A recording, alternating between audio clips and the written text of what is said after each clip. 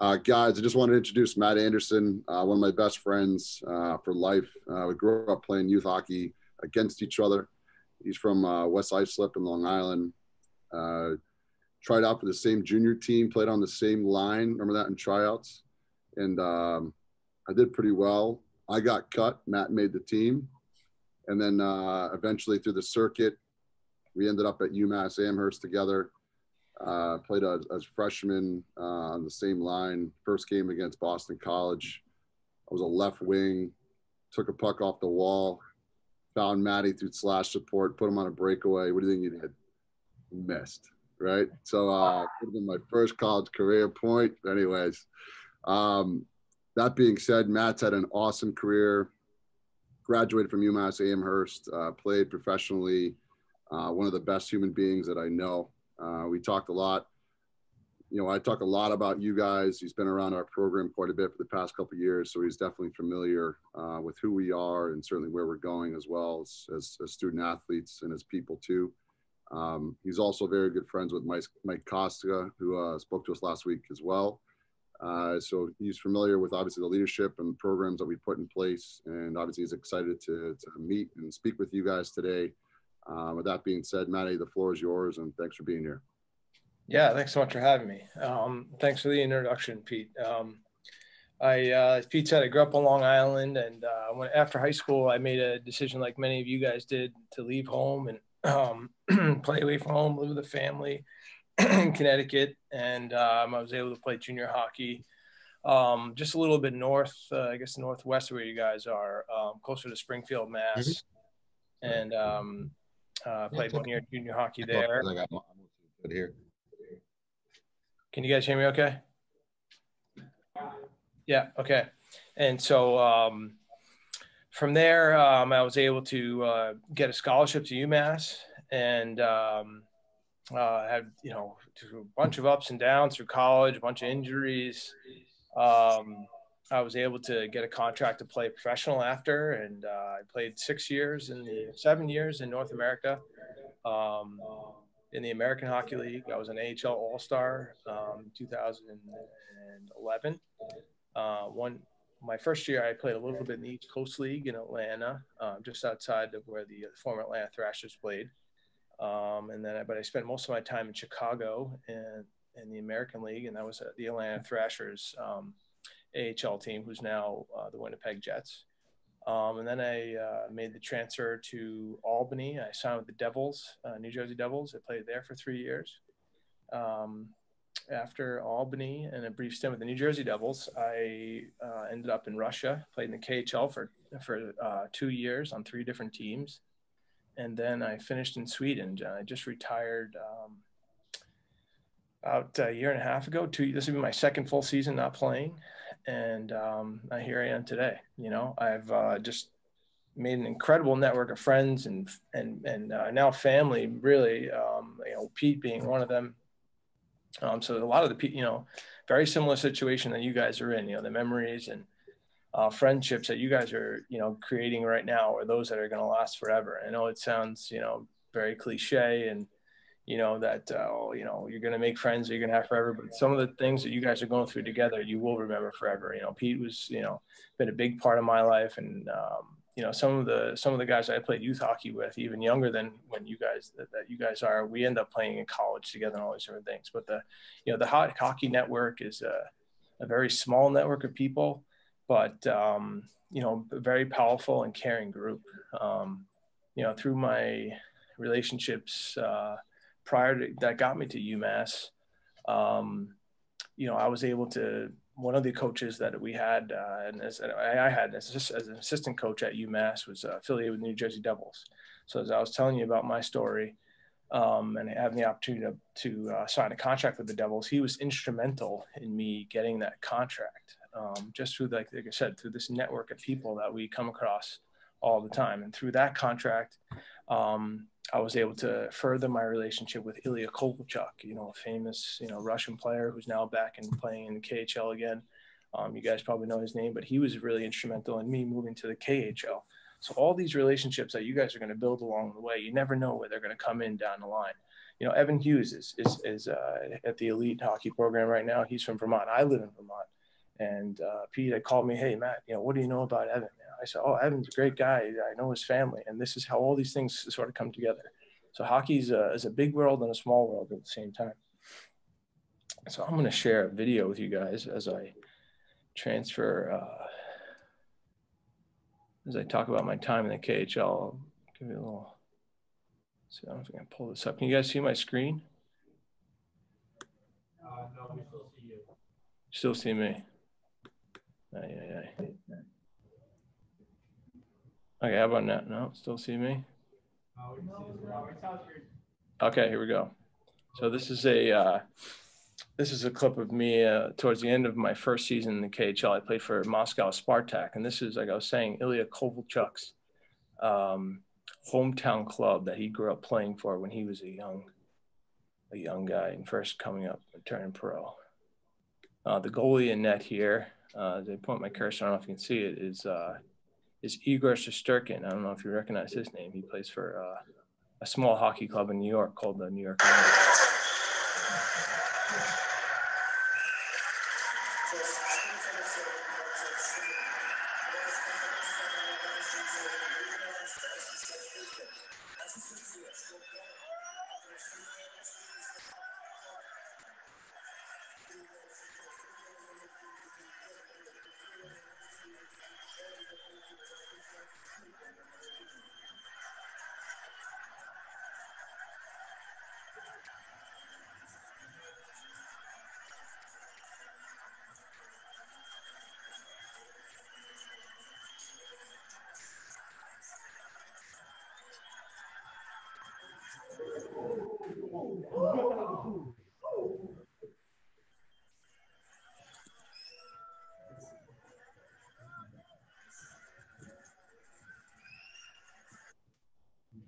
All right, so you guys got me back, or are you still on the screen sharing?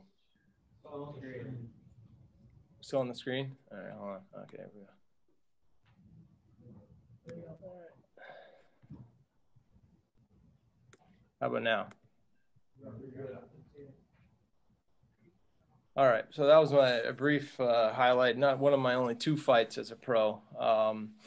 But like I was saying, the Hockey Network's a small one, and you never know where you end up. I was just a guy like you, leaving home to play, to pursue my dream, and I end up in Moscow, having to fight some guy who ran our goalie. Anyways, but there's 3 things I wanted to kind of talk to you guys about today, and one of them was the requirements to play at every level, managing our emotions throughout that time, and then leadership. And the requirements, when I say like the requirements to play at every level that you guys will rise up at, you need to meet the minimum requirements to play, whether it be strength and conditioning, your hockey skills, your hockey IQ, how you take care of yourself, all these different things, your work ethic, all these different things that I'm sure that you guys have, you guys talk about all the time. But, as we're all given talent, and you guys are all obviously extremely talented to be able to play and be in go to a program that you're at right now. And, we need to, how do I say this the correct way, but you need to be able to meet the minimum requirements to play at U14, U16, U18, college, pro, etc., NHL. And as you guys, realize, as coming through the ranks, what your strengths are, you need to continue to work on those. But what's really going to help you excel is working on your weaknesses. And I know it's probably, you've heard it a million times, but as we climb the mountain, what's going to hold us back at the end of the day is our weaknesses. And one of the things, as you guys get older and as you have more experiences, you're going to realize what you need to do to be at the top of your game, to qualify at each level. So when you use an example, like in the weight room, maybe for you guys right now, it's bench pressing or squatting, maybe your body weight or something like that. But as you go into college hockey, it's going to be bench pressing and squatting, 1.5 times your body weight. And then at the NHL level, it's going to be 2 times your body weight. and keep pushing that bar. But as you achieve that at each level, so let's say you're at 14U right now, and the requirement is to be able to, like I said, bench press your body weight. Once you do that, you've got to come back down off that goal and reassess and say, okay, what's the next requirement for me to make sure that I can take it to the next level. And it's not just physical fitness. It's your work ethic, how you take care of your body, your habits, your diet, your sleep, your personal life outside, away from the ring. And what's always going to hold us back is us not meeting that minimum requirement. And so, as you guys move along and try to challenge yourselves physically, mentally together,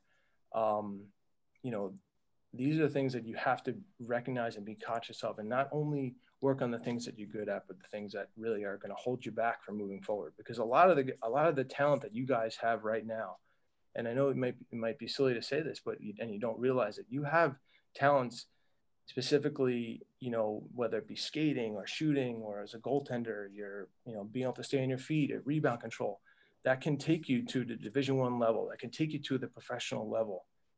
But it's the things that you aren't so good at that are holding you back, that aren't going to allow you to get to that top level. So in order to showcase those talents that you're given, when you come out of the womb, you need to work on all these other things that are going to allow those talents to show and come through. And so it's working on those things that are going to get you to that minimum level. So if you have NHL talent as a goaltender to absorb saves and have good angles and all these different things, but maybe it's your physical fitness that's holding you back. Maybe it's your approach to the game away from the rink that's holding you back. So it's all those different things that you need to internalize and also learn through a program that you're in right now, and what those things are. And right now, some of you guys might not even know what those things are, and you're gonna have to learn. You'll learn along the way. And when we talk about that, that kind of segues me to my next point about learning along the way. Along the way, there's going to be so many ups and downs, and how you guys manage your emotions and manage all the ups and downs are going to is so paramount, is key to your long-term success. Going these extreme highs and lows are what really limits us from continually climbing the mountain. And the path climbing up the mountain is a jagged one. You're going to go up and down, but it's how you're handling your emotions and keeping a well-balanced body and mind that's going to really help you persevere. I think a big topic in psychology right now is like, you can't get too low. We can't get too low, and all these different things. So what do we do to not get too low? What we need to do is control what we can control, and which is all those things I was talking about before, our minimum requirements, physical fitness, taking care of our bodies away from the rink, diet, nutrition, all these different aspects. If we're doing the best that we can at every level, we're not going to be dropping down so low, because we're going to know that we're doing everything that we can. And some of us, I was lucky enough to play a handful of games in the NHL, and that's the most I could get out of myself. For some of you guys, it's going to be a career in the NHL, and some of you guys, maybe it's going to be club hockey, and that's okay. But when it's on us to do the best that we can to get that out of ourselves and see how far we can really push ourselves. So on the other side of that is the highs. In hockey, how many times, there's some crazy statistics in the NHL about when a goal is scored, how quickly another goal is scored. And why is that? It's so strange. Like shouldn't it be just be at random when the goals are scored? But it's our inability to manage our emotions and manage the ups and downs. So it's not only when we're, so if I'm on your team and we score a goal, the probability of us scoring again is extremely high within the next 3 minutes of play. And why is that? It's because the other team is down on themselves. They feel like they're not prepared. They weren't ready. Maybe they started slow, or they made a bad mistake. Someone took a bad penalty, and now they're feeling terrible about themselves. And the team's down. They've lost energy. So now we can take advantage of that because they're down, right? And the other side of that is if we score a goal, the probability the other team's going to score a goal is extremely high in the next 3 minutes. And why is that? It's because we're sitting there on the bench and we're gloating and we're happy with ourselves and we're feeling good about ourselves and we're not focused. There's so many times in life, you know, that when the good things happen to people, their inability to stay, you know, in a controlled mind frame it's very difficult and it's very challenging. But as long as we're doing all the things and we're meeting, I go back to our minimum requirements to play at each level, and we're checking all these things off, we become comfortable with success. We don't exceed our own expectations. We progress along at a rate that's proper for us. So in other words, instead of going from U14 hockey to U18 hockey, that's a big step, and maybe you're not ready for that, you know, and everybody's going to progress at different rates. So as long as we're meeting our minimum requirements and we're doing all the things and working on our weaknesses, we will progress along at the rate that's proper for us. Not because of, you know, so-and-so committed to UMass and he's going there next week and he's going to graduate high school early because he's ready. Well, maybe he is ready. Maybe he's met his requirements at every level and he's at that place where he's ready for college. But for a guy like myself, I wasn't ready. I had to take 2 years off after high school and play junior hockey to prepare myself to get my body to a place. For me, it was physical, and to get my body to a place to compete at that Division I level. So I'm kind of digressing, but, you know, I'm going to show you another video now about, you know, about how to manage our emotions when they get really high, when we do things that we don't expect of ourselves, when we've kind of jumped up too many levels too quickly, and then how fast everything can come down. So I'm going to share another video with you here. Try to share my screen.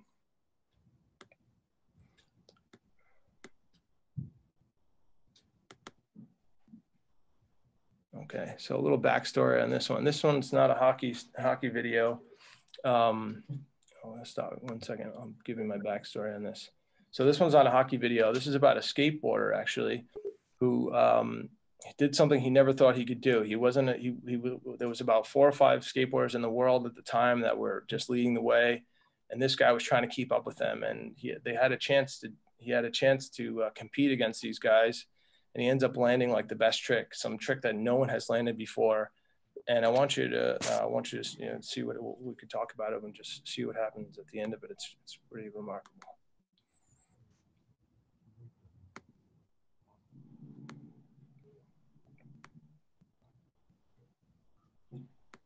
To a big 540, and if he hits that, he's got his backup plan covered. And 720. Oh, he's gone! Kidding me!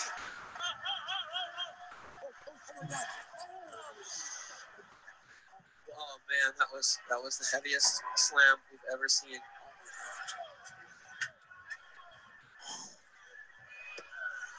Wow, I can't believe he made a 720.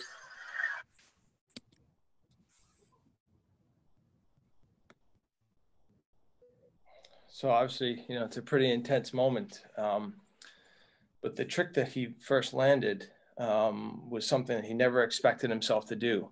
And he goes up the quarter pipe at the end and does something he's done 1,000 times, probably done 1,000,000 times in his life.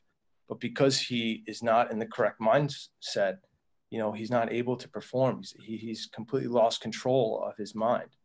And so, you know, the reason why I bring this up is because it's not all, you know, I think the big focus right now is like, you know, when we're down, we're so down, but it's also when we're up.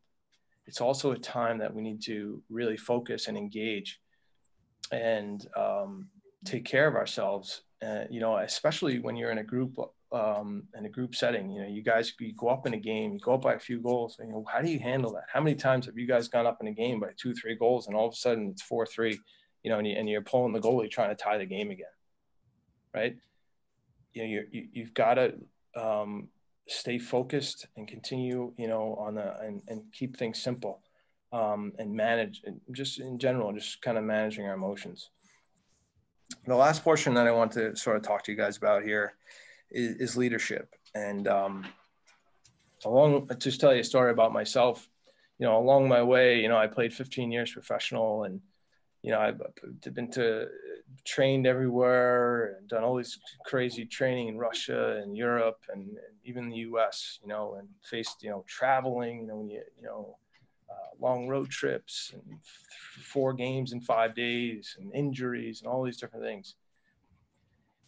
And one of the most common things that I would hear from my teammates is, how do you feel? How do you feel, Maddie? How do you feel? And most of the time when someone's asking how you feel, it's because the other person doesn't really feel that great, And when we talk about leadership and we talk about focus, being in a team environment, we want to, we want to bring the best out of everybody. We want to lead by example. And even when we don't have it, we can't show our teammates, we can't show others that maybe we're not feeling great. We have to keep marching forward, and take that energy and when we're not feeling great, address it after when we're away from the rink, because the energy that we bring is contagious to the others around us. If I have bad body language, the person next to me is probably gonna have bad body language. And you hear about the Patriot way, the New England Patriots, this culture that they have and how it's, pristine and everyone contributes and all these different things. But it's true. Oh, they might cut out here. Oh, we got you back. Yeah, I froze. Sorry about that. Okay. I don't know how far back I was, but Just we're put it in good to go. Yeah, we're good. Right. Okay. But like I said, one of the most common things that I would hear, especially, towards the later in my career when things are really tough and it was, oh, how you feeling? How you feeling? And when you're at the rink, and you're working towards a goal with a group of people, it's not the time to address really, your emotional state or, what's going on with, my girlfriend or this and that. When you come to the rink and you're focused on what you're doing, you need to bring your best energy possible. And what the response, I actually talked to Coach Pete yesterday and I asked him how he felt. And he said, oh, I feel pretty good, man. I feel pretty good. And I said, when you're at the rink, when you guys are going, you feel with your hands. I know it's a very, different way to think about the word feel, but it's not the time when we're at the rink to talk about, oh, that was a long bus trip, or, oh man, I had McDonald's before the game and I'm burping it up. Like nobody cares. We need to be focused. We need to bring good energy to those around us. And Pete had asked me about some good books that, I could recommend. And one of the books that I would recommend is called The Energy Bus by John Gordon. And that's something that he talks about at length, about the energy that you give to others and the energy you share, specifically in a group, is contagious. So, it's a very interesting topic, and you can go into it at length about, leadership and sort of like the energy that you bring in a group. But that's something that I think you guys have a book club that might be worth putting on your list to talk about in your book club. Those are just the 3 things that I really had to talk to you about today. I don't know how much more time we have, Pete, or if you guys want to open it up to any questions you have for myself regarding my career, or, something specific that you guys are working on right now or as a group. Obviously, you face huge challenges with COVID and not being able to play. Are you going to play this weekend? You're not going to be able to play this weekend.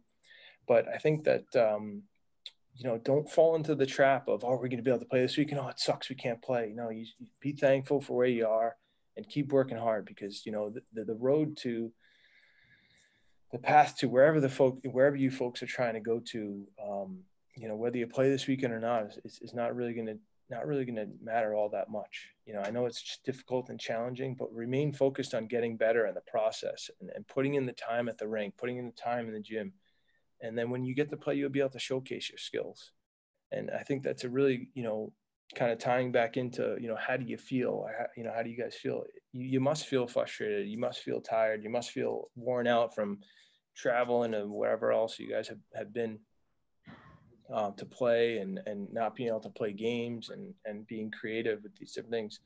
But you have to remain focused, because it's in the times that we don't remain focused and we let our emotions get the best of us and we ride these highs and lows that we end up, something we do, such a routine thing every day can turn into, such a catastrophic event. Like we saw, the guy goes up the quarter pipe and falls down and almost kills himself. So remain focused and embrace the suck, as they say, as then the Navy SEALs do. So that's all I really have for you guys. But if anybody has any questions, feel free to pipe up here. And Pete, if you have any other questions, any other topics you'd like me to chime in about, let me. Yeah, real quick. You cut out about the book. What book was it? The Energy Bus by John Gordon. Yeah, it's a short read, really simple, really about group energy and the energy you give to others and how it's contagious. And then just on part of how you feel, one of the students, one of the players that we have, Luke Stevens, we do have a CAP program that is part of our leadership that the guys take part in. When one of his, I was relayed, so this isn't direct to me, but one of his every morning, just having a positive attitude, coming to the rink. And that could be off by a word or a sentence or two, but that the how you feel, I think it really comes into play with these guys and plays a huge factor in their day to day.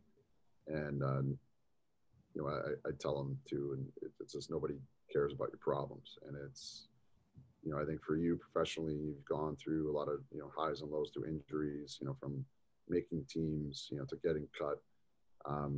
Is there any times to where, you talk about lows that you really felt, that low that, and obviously working to push through, that with mindset or, physical activity or whatever the case may be, friendships, to help to kind of get through those points. And then obviously those lows made you so much more battle-proof for the next time. You probably experience that as well too. Yeah, I mean, 100%. I mean, the lows are what are going to define you as a player, as a person, and, everyday life. It's not really when things are going well that are really going to define you. It's when things aren't going well that are really going to, in the long term, kind of see what kind of character you have and this and that. Now, having said all this, the emotional portion of mentally and physically how you're feeling are not to be ignored here. My point is more about when you're in a group and working in a group, and when you do put this, you have that 30-40 minutes before practice, the hour that you're on the ice or whatever it may be, and training, an hour in the gym, and then the half an hour after. How you handle yourself and with others is contagious. And then the time away is time to address, okay, mentally I'm feeling really low. I need help. I need to, do different habits. Maybe I need to talk to somebody, maybe, and then on the physical side, okay, energy's low. I'm not feeling great. What can I do? Is it nutrition? Is it sleep? Is it less screen time? All of these different things. So these things aren't to be ignored and how you're feeling. But to think that you're going to come to the rink every day, where your legs feel great, your hands are on, things are clicking, the puck's finding you, that's not the, 90% of the time, that's not the case. It's as a bell curve comes up like this, we're going to be in the middle, 80% of the time, 76% of the time. So, and that's, that means that 35% of the time are going to be actually below average. So, and we need to say, okay, it's okay that I don't feel good today, but I still need to bring a good attitude. I still need to bring the spirit. I still need to bring the right mindset to the rink, and not let it affect the others. Because maybe the person next to me is feeling great. We don't want to drag them down. And by everyone contributing and pulling the rope together, that's when a team becomes dangerous. So. I would just, one of the other things that I obviously admire about you and obviously respect to is your self-discipline. And I think, these guys that are 15, 16, 18 years old, some, most really majority is really bought in and doing a lot of the different things that you're talking about, managing their sleep and preparing better. And they're seeing how much reward or results they're getting out of it. And then certainly how it's pulling them out of low times to create more high times. The discipline that you've put into the game as a person and a player, I was just wondering if you could talk on that, briefly as well. Yeah, for me, when back to my first point about requirements to play at every level, for me, I had talents that was my vision of the game and my hand-eye coordination, things like this. You know, where I lacked was my physical fitness, my conditioning, my strength, my power, and you know, so my size. I'm 5'10", you know, 180-pound white guy. You know, that's just who I am. You know, I don't have these big grand attributes physically, and so you know, for me, like I said, going back to these requirements of play was always the physical fitness. So I had to put the extra time in to meet their minimum requirements. And for me, I had to meet the minimum requirements or else I couldn't advance my play. And it took me probably till I was, I'd say 20, 22 years old to realize that was going to be the key to my success, to advance me as far along as I could and get the most out of myself. I use the wet rag analogy. I know Evan Hughes has heard this analogy probably before. And, you know, when we come out of the womb, you know, we're like a wet rag, and it's our job to wring out the rag as much as we can to get the most water out of it as possible. You know, some of us are going to get more water out of it than others, but it's our job to do everything we can to get the most out of ourselves. And that's something that's always sort of been dear to me, and that leads to discipline. That leads to, you know, the discipline to, you know, to take care of myself. And then one of the things that, you know, just talking about, I just mentioned before, you know, everyone's okay, your diet and your sleep, but I think this is the other thing that we, you know, really need to stay focused on. And as many good things there are for this, there are many things that can hurt us as well. And I think that there are portions of this, especially with the screen time, that can become very challenging mentally, especially in a time of your life that you're in right now. That some of the good that comes along with it may be not as, how do I say this? Some of the bad things that come along with it are worse than the good. I don't know if that makes sense, but I think you get my drift.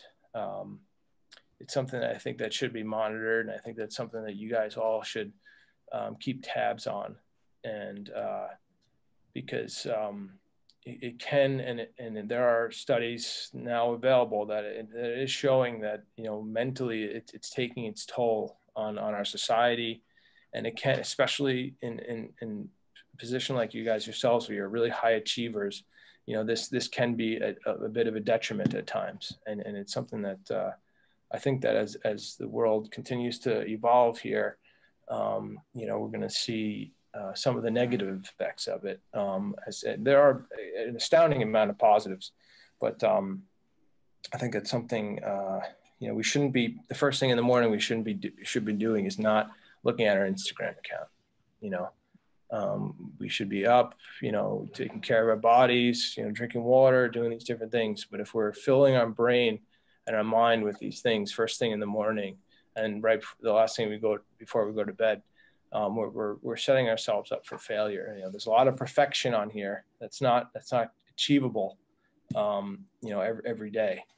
And if we keep driving ourselves to that point, we can, you know, unfortunately slip down into those deep negative lows. So, Guys, any questions for Maddie? Luke Stevens? Yeah, so you mentioned how working on your weaknesses is like really important. What's a specific weakness that you felt you really had to work on before playing at the D1 level? So for me, it was really my skating. I mean, I could, you know, if you watch me skate, it looked like I could do it effortlessly, but I wasn't going anywhere. And it was a big problem. You know, it looked like I could skate well, but I wasn't moving very fast. So for me, it was my physical fitness. And what does that mean? That means strength, power, mobility, conditioning. You know, those are the four real pillars there. And my weaknesses there were definitely my power and my conditioning. And when I start to recognize this, you know, this is where my discipline was able to help me, and I was able to, you know, sort of persevere and get the most out of myself and really attack my skating. And once I really addressed that, everything else came along with it. And I think that, if you can't skate, you can't play. Your skating ability, your physical fitness, your conditioning,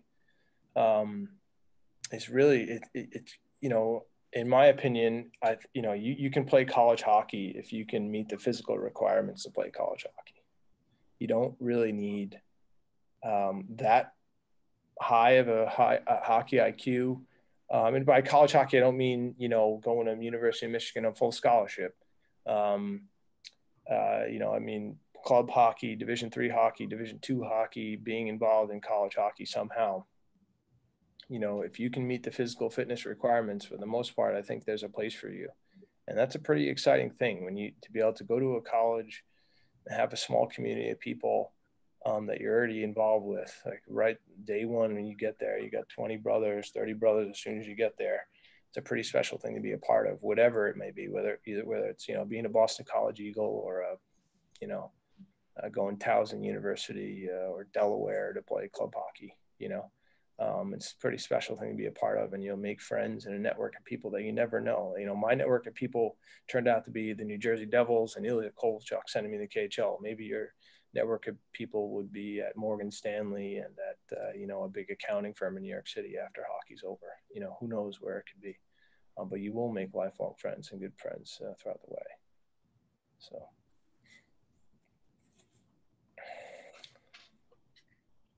I have another question. What was that? Sorry. I have another question. Yeah, go ahead. So when you're talking about how lows define who you are, like as a person, not even on the ice, how would you fix coming off a low, like if you had a bad day or something like that? What would be something like mentally you would prepare for? Pete, I couldn't hear. I can hear you a little bit clearer, Pete. Could you hear the question? Sure. Hear it. I heard that it's something about the lows and something about off the ice too. Sorry. Is that Wes who asked? Yeah. All right. Why don't you, just come up top and there you go. Sorry, buddy. When you were talking about how the lows define who you are as a person, and after a bad game, you obviously got a low. What would be something like you would mentally prepare to try and fix it for the next game or the next ice session? Sure.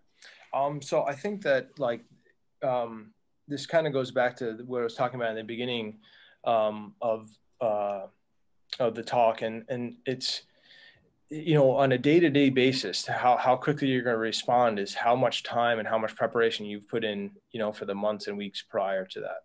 One bad game, when you're confident and you have one poor game, you hear me okay?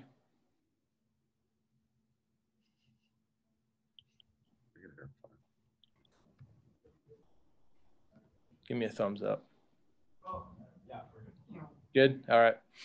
So, when you have one bad game, when things are rolling, it's not the end of the world. You're able to keep a good mindset, and kind of reverting back to what I was saying prior. When you're doing all the things that you can do to give yourself the best chance at success, whether it's listening to coach, being a good teammate, bringing a positive attitude, sleeping, less screen time, working on my weaknesses, right? When I'm doing all those things, when I have a bad game, I can say, hey, I had a bad game, right? No big deal. It's going to happen. I'm human. Just wasn't my night. Puck didn't bounce my way. Maybe the other team is that much better, that's okay. But I think that a lot of times when we spiral down and we go to those low points is when we haven't done that. We can't really look ourselves in the mirror and say, well, I did everything. Well, and sometimes we don't realize that we can do more. And that's when, you have, your coach comes into play and different things, and people to help you and guide you to realize that you can do more and that you're capable of more. But I think that there's no magic wave the wand at it and make it go away. One of the best quotes I've ever heard was from Serena Williams. She's arguably one of the best tennis players, if not the best tennis player, male and female, ever to play the game, you know, or, you know, obviously male, female, but, you know, her record as far as like her accomplishments, she may be regarded as the best, most successful tennis player ever. And it was about 2 or 3 years into her career, and they're interviewing her, and they say, so, you know, what is it about this year that, you know, things have just turned around? And, you know, and she said, she's like, well, I've learned how to lose, you know. And it's kind of like, well, like, it's a really interesting thing to say. And what does that mean? How did she learn how to lose? Well, she's learned how to lose because she knows that she's doing everything she possibly can to try to win. And there's nothing else left for her to do. So she's at ease. She doesn't have the angst. She doesn't have that big drop off when she loses. Okay, I lost, on to the next one, you know. And that's the beautiful thing about hockey. We get to play, you know, 2-3 times a week, you know, whereas, you know, some of these sports you have to deliberate over for a month. Or a fighter, for instance, right? Conor McGregor gets knocked out last weekend, right? Now he can't fight for another 6 months. You know, that's tough. So, but at the end of the day, it's just going back to the process of doing everything we can to be successful. And I promise you guys, wherever you end up, if this is the last year of hockey that you play, or, you know, the start of your NHL All-Star career, you know, if you do everything you can to give yourself success, you know, you'll manage your lows. Your lows really won't be that low. And you won't be there for that long. And you'll recognize, say, you know what, things aren't going my way right now. Maybe I got to check back in with my diet. Maybe I got to check back in with my fitness. Maybe I got to check back in with my mental aspect of my game. Maybe I got to, you know, do a little bit extra here, these different things. But that's for you guys to learn and use your resources. Like you have Pete, you have guys like myself, anyone, you know, that are coming in that, you know, in the gym, use the resources around you. You've got everything right at your fingertips. Take advantage of it. So. Matt, this is I think it was a great way to end it. You know, some really strong messages that you delivered with these guys, and I appreciate you taking the time as well. And you know, as always, it's good to see you too. Yeah, you bet. Thanks so much. Good luck to you guys the rest of the way. And if anything ever comes up, feel free to reach out. So. Yeah, thank you. You bet. Take care. Talk to you soon. Bye-bye.